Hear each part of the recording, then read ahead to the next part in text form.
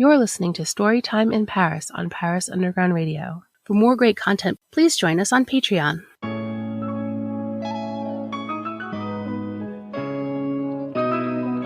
Since well before Victor Hugo first looked at Notre Dame and thought, what if a hunchback lived in there? Writers have been inspired by Paris. Welcome to the Storytime in Paris podcast on Paris Underground Radio. I'm your host, Jennifer Garrity, an award-winning filmmaker, self-professed book nerd, and creator of the Paris Underground Radio podcast network. This podcast is for anyone who loves books, loves authors, loves France, or any combination therein. Each week, I'll speak with an author whose life, stories, or characters have a connection to France. Then these amoureux de livres will treat us to a reading from their book. My guest this week is internationally bestselling author Sarah Penner. Sarah's debut novel, The Lost Apothecary, was an instant New York Times bestseller, a Book of the Year Top 5 finalist, has sold over 1 million copies, is available in 40 territories, and is currently in production as a drama series on Fox. Her second novel, The London Séance Society, was an instant New York Times Publishers Weekly IndieBound bestseller, as well as a Book of the Month pick for March 2023, and an instant international bestseller in Canada. With its release in paperback coming out just yesterday, I sit down with Sarah to talk all things the London Séance Society. So please, allow me to introduce Sarah Penner, author of The London Séance Society. Hello, Sarah. Thank you so much for joining me today. Thanks, Jennifer. Thank you for having me on. I'm so excited to talk to you about this book. I have now read it twice. I loved it even more the second time, knowing what was coming. I found so much more in it. So I'm very excited to talk to you. Thank you. Can you start by telling us a little bit about who you are and what you do? Yes. So I am a finance person turned full-time writer. So I actually have a background 13 years in corporate America. I went to university and graduated with a degree in finance, but I've always loved writing. And in early 2021, my debut, The Lost Apothecary, came out, and it was, I'll say, received much more extravagantly than I ever expected, and afforded me the opportunity to quit my day job and write full time. So The London Séance Society is my second book, and I've got 2 more under contract. My third book will be out in May of next year, and then a fourth one coming down the pipeline as well. So it's really wild how my life has sort of transitioned from numbers and spreadsheets and meetings into stories and ghosts and poison and all of the fun things that I like to put into my stories. But I pinch myself. I feel like I'm living the dream. And in my free time, I love to travel. I'm based out of Tampa, Florida. And my husband and I, we really like to explore, the world. And we have a little miniature dachshund that we are crazy about. And we love to be active and just stay healthy and have fun. Very, very interesting. That's so exciting that you get to now live out all of these authorly dreams.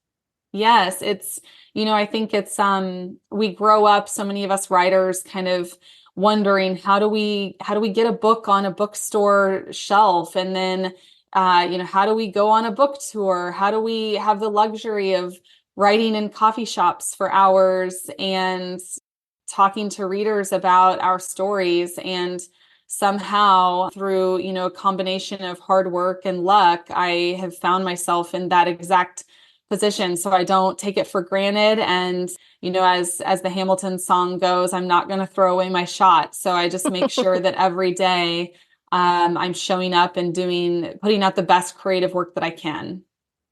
Yeah, I mean, there's obviously luck to this whole process, but your books are really well written. So Thank you. I mean, that's like 98% of what really is happening here. You're a very good writer. Thank you. Yeah, there's so much behind the scenes work that authors put into our stories. It always kind of amazes me. A reader can consume a novel in anywhere from one day to a few weeks is typical. But for us authors, it takes literal years. I mean, for me to write the London Séance Society and revise it on my own took about a year and a half. And then, I spent time revising with my editorial team as well. And then, of course, every book that's being published by a large publisher has about a year-long production runway. So it's crazy that something can be consumed so quickly by a reader, and yet we as writers really put our blood, sweat, and tears into them for years. Absolutely. And I think that's one of the things that I really appreciate in getting to speak to authors. It's such a gigantic accomplishment just to write a book and then to get it actually out into the world and then to have people read it.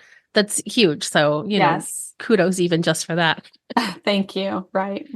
And do you have a personal connection to Paris or to France? So there's a couple of different connections at play. I mentioned I have 13 years in corporate America, and we had an office in London. And so every so often I would take the train underneath the English Channel from London to Paris.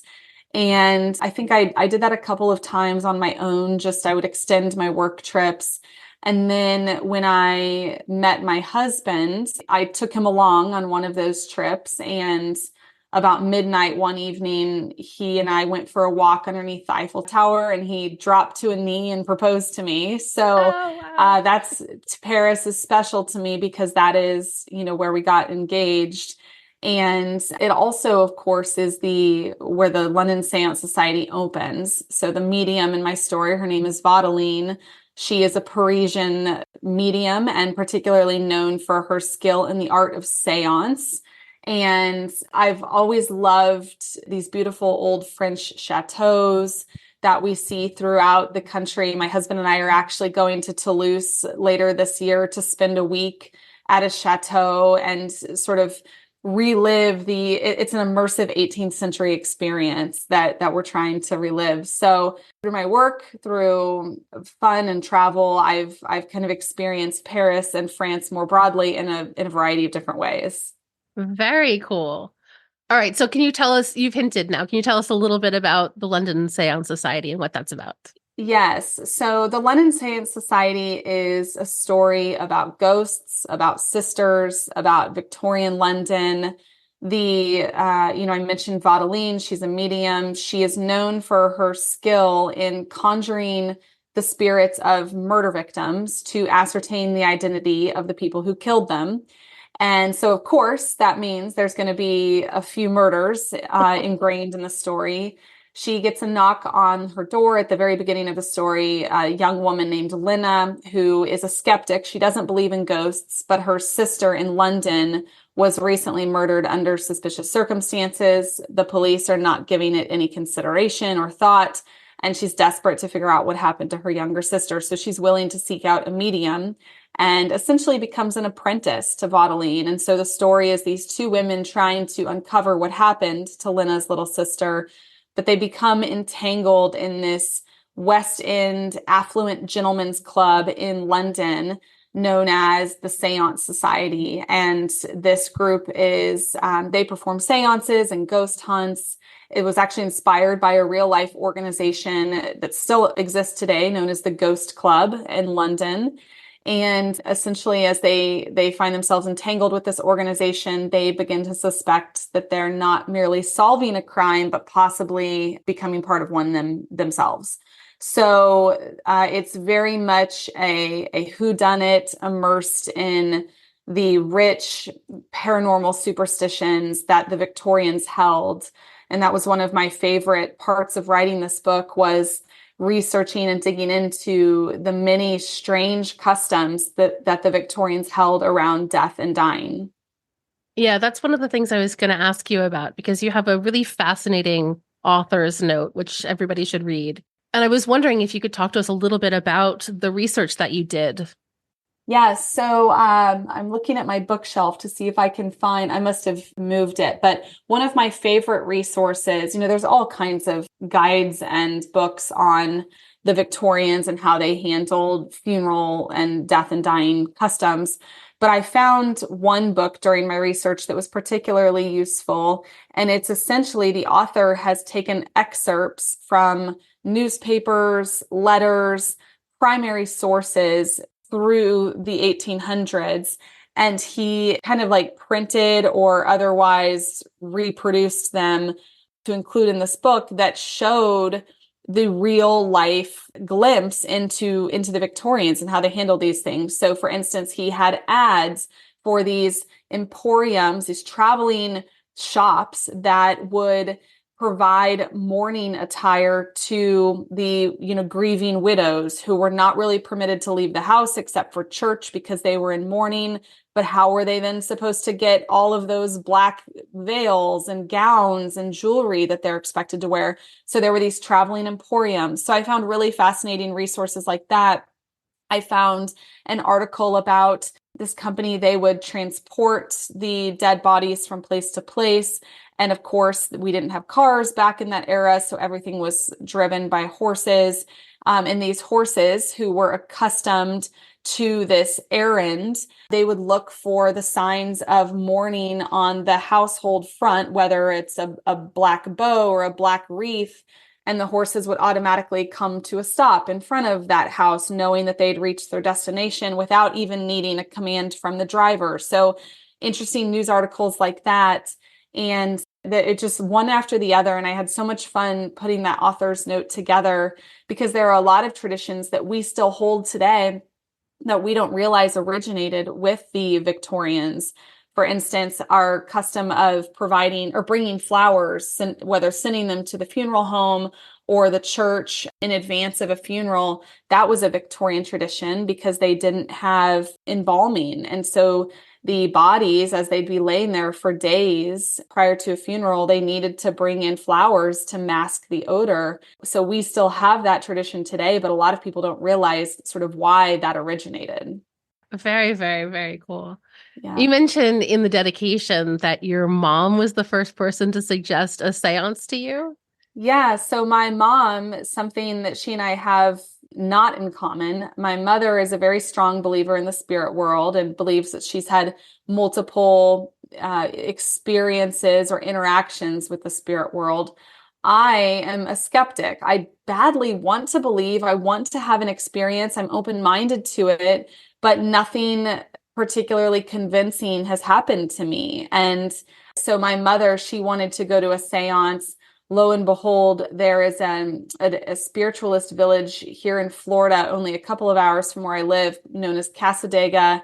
Essentially, everybody who lives there is a practicing medium or psychic, and everybody who visits is seeking some sort of paranormal experience.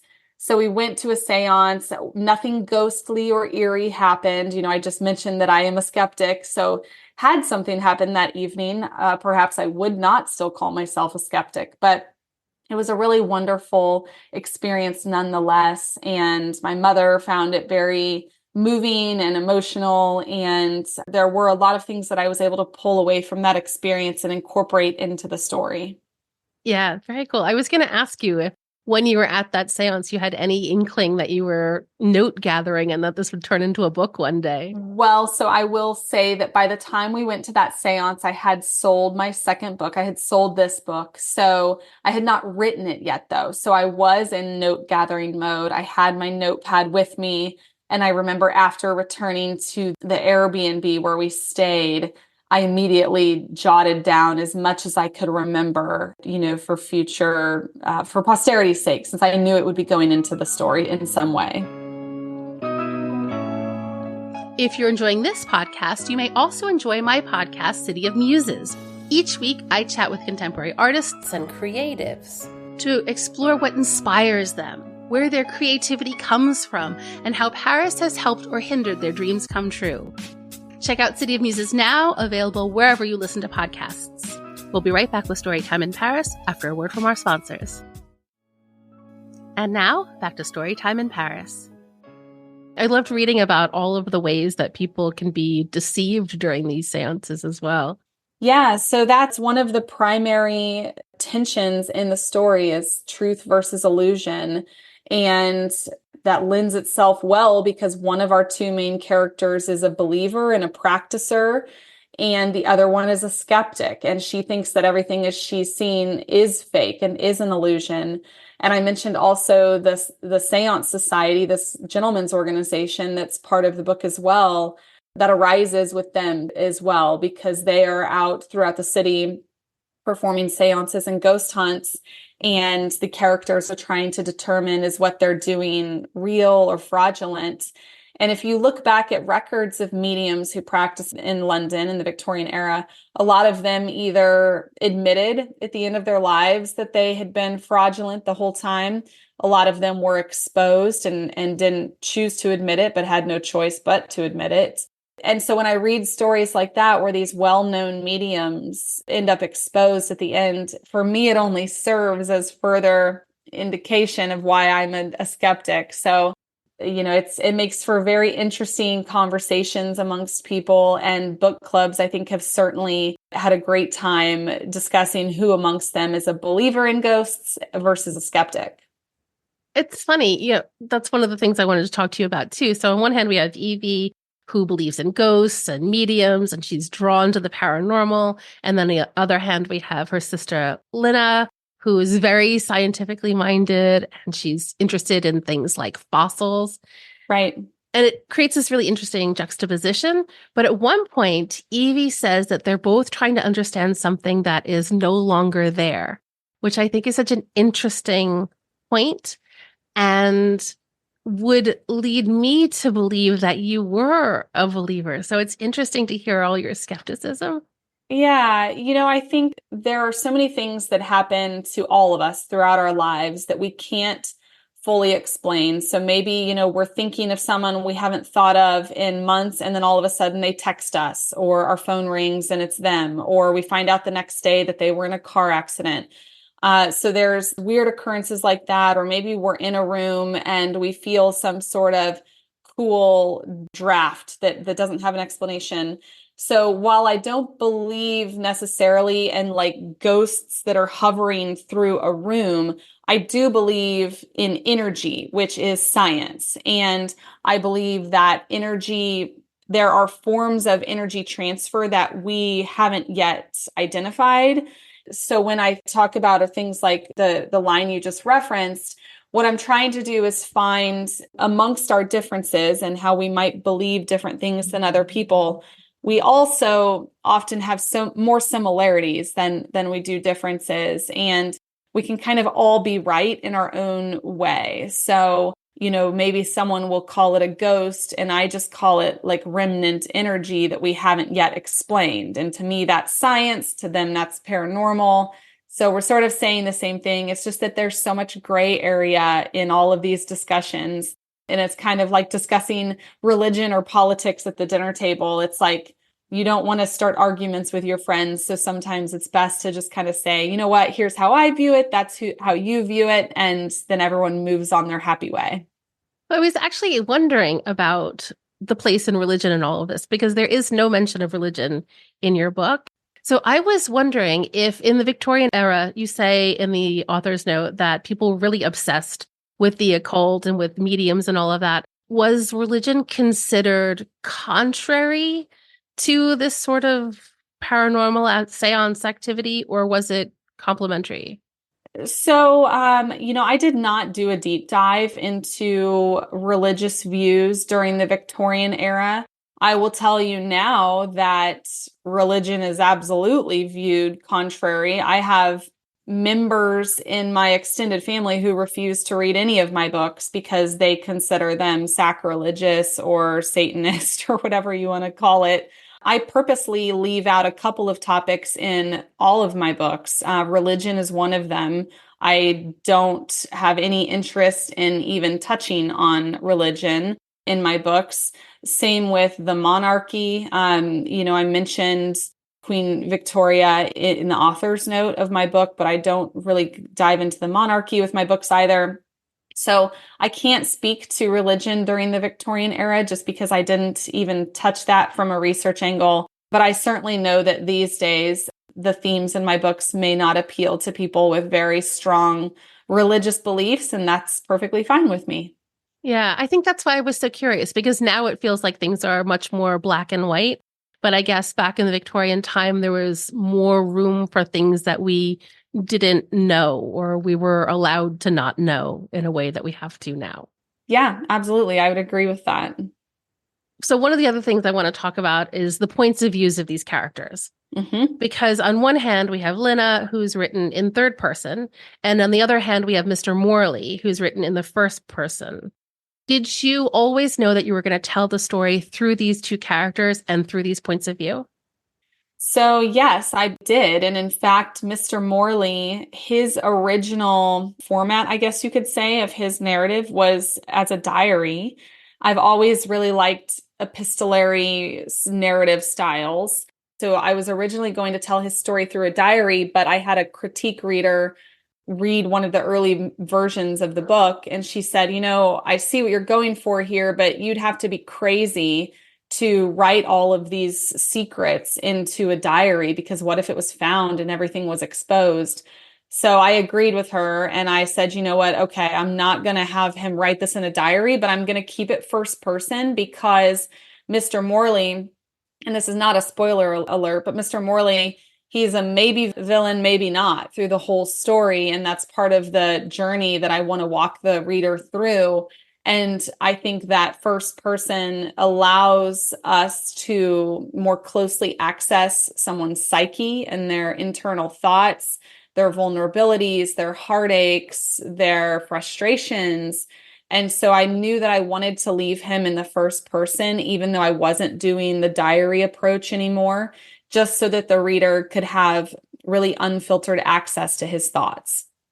That makes a lot of sense to me, but it's also really curious because naturally I would think the same thing, that a first person effect would make me feel quite close to this person. I understand their brain, I understand what matters to them, but we never get particularly close to him. Like, I don't even think we ever learn his first name.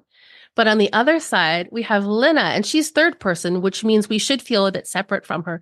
But I don't, at least. I feel quite close to her. It feels much like we're much more intimately involved with her story. Yep. Yeah, I mean, I think that's intentional. There's a veil between, yes, I want you to have insight into Mr. Morley's thoughts, but if you think about like people that you might meet in conversation and they're using the word I, they're talking about themselves, but you still feel like they're hiding something and they're not fully coming clean. That's kind of what I wanted the reader to feel. And then sometimes we might be telling a story about someone else, maybe like your sister's talking about her best friend and you've never met this woman in your life and you're hearing it all in this third person format, but you immediately like that person and kind of the way they're being described. So that is the beauty of, for us as writers, being able to approach stories from this different angle, and we can pick and choose exactly not only how we want to present the character to you, but how we want you to feel about them. And sometimes that's word choice. Mr. Morley's entries some of them are pretty clippy. There's not a whole lot of warmth there.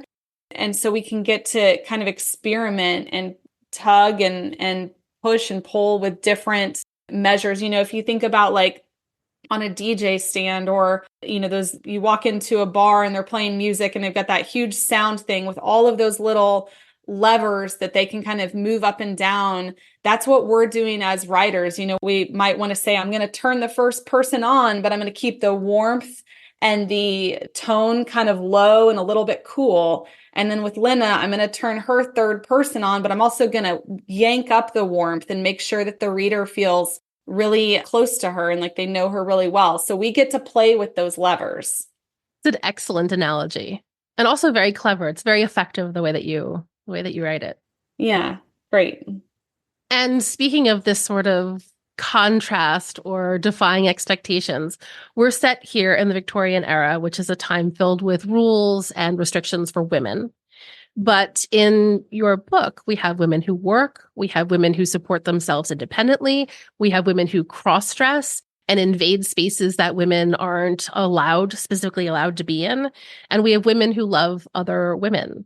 So why was this rebelliousness something that you wanted to explore? Yeah, you just hit all of them in a nutshell.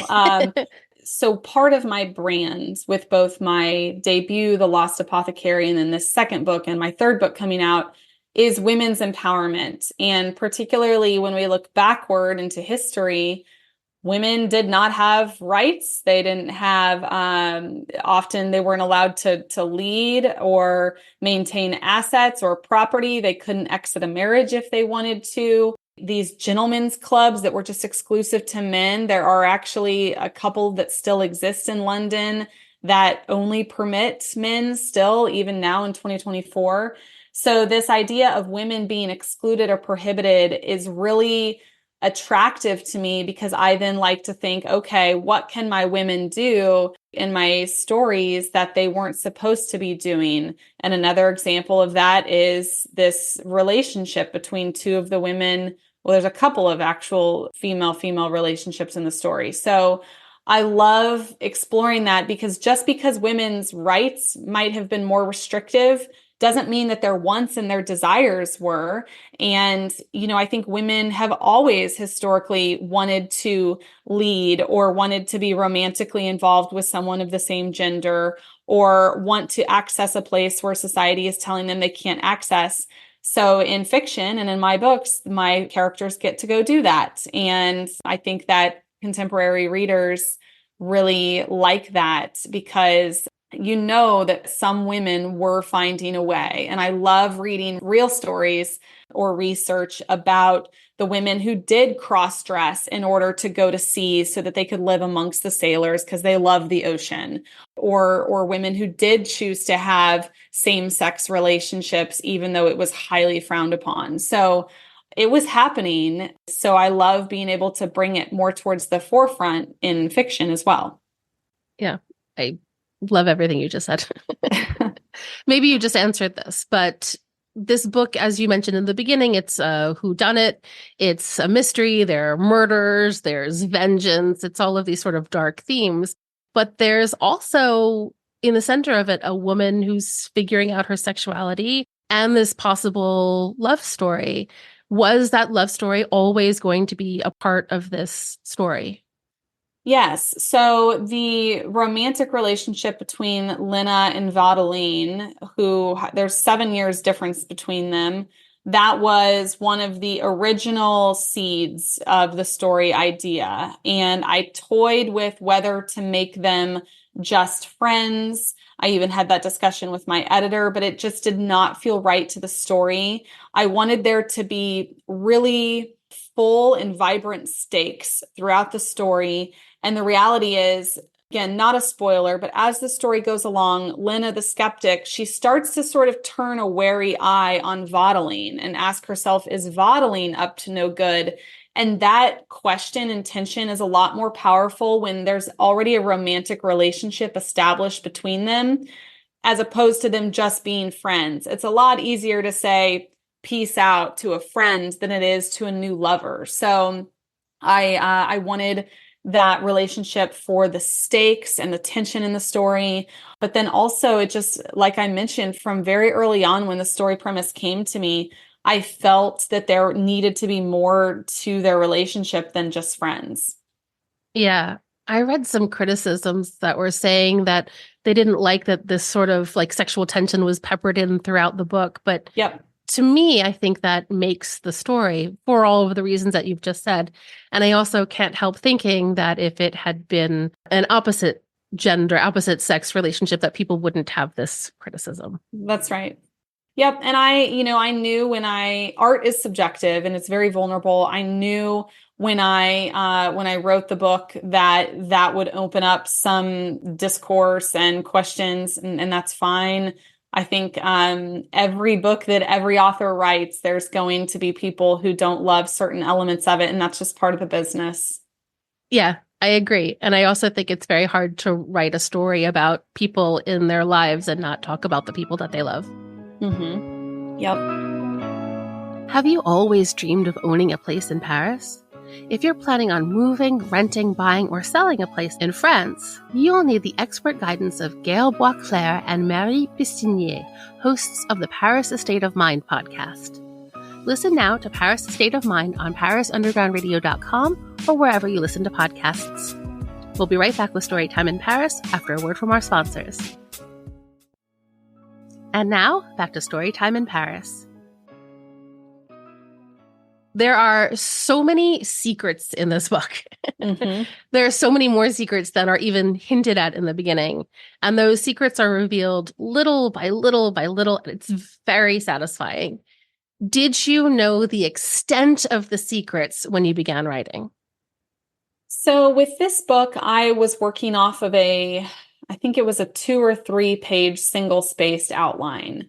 And I would have to go back and sort of revisit exactly which big secrets I knew from the get-go versus the ones that I included sort of as I went along. But I think, as it relates to the ending of the story, I had kind of a framework or pillars of ideas. But the reality is, as you start writing, you do sometimes kind of get yourself into a corner and you have to ask yourself, how am I going to maneuver my way out of this? So I would say I knew probably 80% of the big reveals, but then there's always going to be that 20% that surprises even me. I have a bonus question for you. Mm-hmm. Have you made any of the recipes that are listed in the Victorian funereal feasting? Absolutely. So I don't put recipes in my books that I haven't tried myself. So I made the funeral biscuits and the punch, and those are really fun for book clubs because it gives them something to make and serve. And particularly with the Lost Apothecary, there's a cookie recipe in the back of that one that I like even better.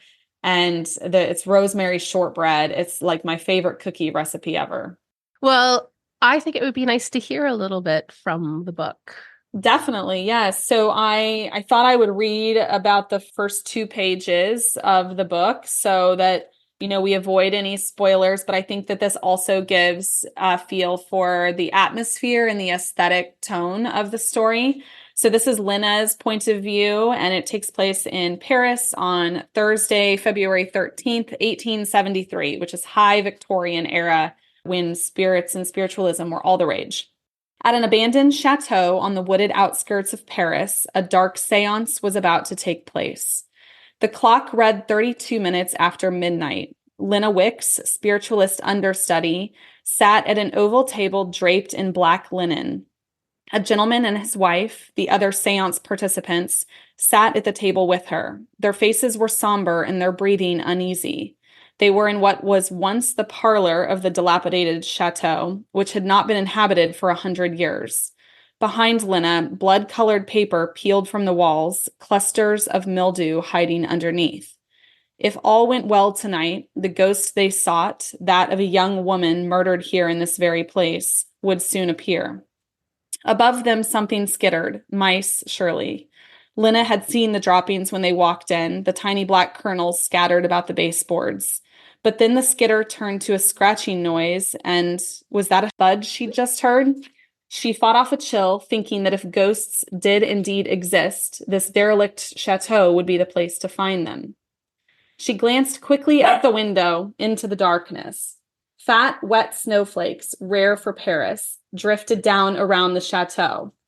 They'd set a few lanterns outside, and Lena's eyes fell on the metal gate at the front of the estate, wrapped in dead ivy vines and quivering in its brace. Beyond it stood dark, thick forest, the needly evergreens dusted with white. The séance participants, called sitters, had gathered at midnight. The parents of the victim, whom Lena had met several days prior to this event, arrived first. They were followed soon after by Lena and her teacher, the renowned medium who would lead tonight's affair, Vaudeline D'Hilaire. All of them were dressed in black, and the energy in the room was neither warm nor welcoming. As the parents waited in their seats, their movements were nervous and abrupt. The father knocked over a brass candlestick and apologized profusely. Lena, opening her notebook from across the table, couldn't blame him. They were all anxious, and Lena had wiped her damp palms on her gown a dozen times already. No one wanted to spend this agonizing hour under Vaudeline's guidance. The price of admission was terribly high, and that wasn't accounting for the francs she required up front. The spirit they meant to conjure tonight was not one of the everyday sort, but nor were any of the ghosts Vaudeline invited to come forth. These were not old grandmothers in white nightgowns, lives lived long, stalking through corridors. These were not the casualties of war, valiant men who'd known what they were getting themselves into. No, these were ghosts of violence and gone too soon. They'd been murdered, every one of them, and worse, their killers had gotten away. This was where Vadaline came in, and it was why people sought her out. Fabulous. Thank you. You are very welcome. My dog barked in the middle of that, so hopefully that's all right, but it keeps it real, right? Yeah, exactly. So you mentioned your book that's coming out next May. Can you tell us a little bit about that? Are we going back to London? So it's actually not in London. So I knew that if I wrote a third book taking place in Old London, I would be kind of pigeonholing myself. So I decided to leave the city of London and go elsewhere. So this next book takes place on the Amalfi Coast in Italy, and it is dual timeline, and it's about a woman in present day. She's a nautical archaeologist and a scuba diver. And she's investigating a cluster of mysterious shipwrecks off of the coast of Positano. And she suspects that they may be related to a coven of witches who lived in the area 200 years earlier. And then, of course, the historical narrative is from the perspective of one of these witches of the sea.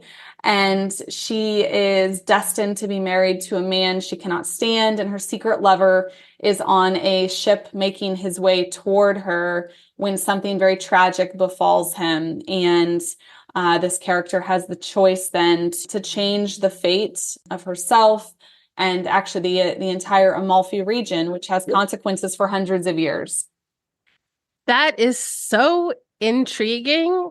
Thank you. I cannot wait to read that, but that also sounds like that would be a lot of fun to research.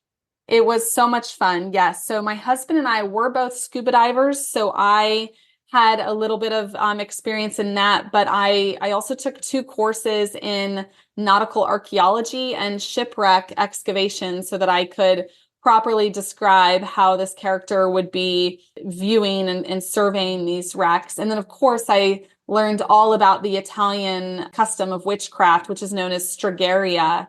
And the witches in my story are witches of the sea in particular. So I studied up quite a bit on various forms of water witchcraft as well.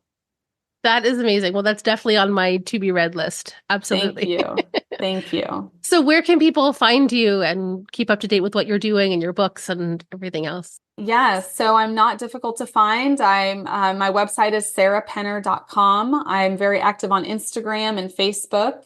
And I also do a lot of speaking all over the United States. So if you've got listeners over here, I'm of course in the Florida area quite a bit, but I've got events later this year in Colorado, Vegas.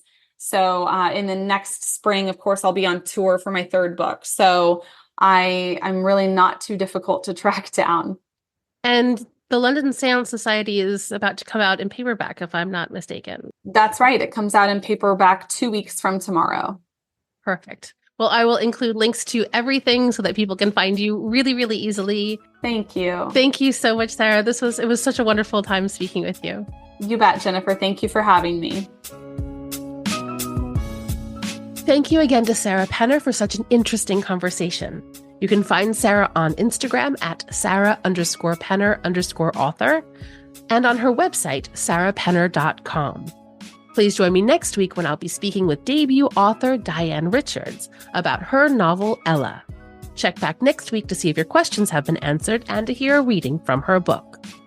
Thank you for listening to Storytime in Paris. I'm your host, Jennifer Garrity, and you can find me on all socials at Jennyphoria. That's JENNYPHORIA.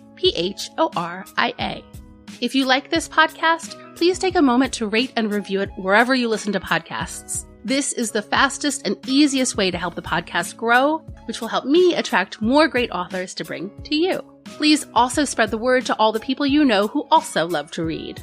Thank you again, and happy reading! This episode of Storytime in Paris was produced by Jennifer Garrity for Paris Underground Radio. For more on this show and shows like it, please visit parisundergroundradio.com.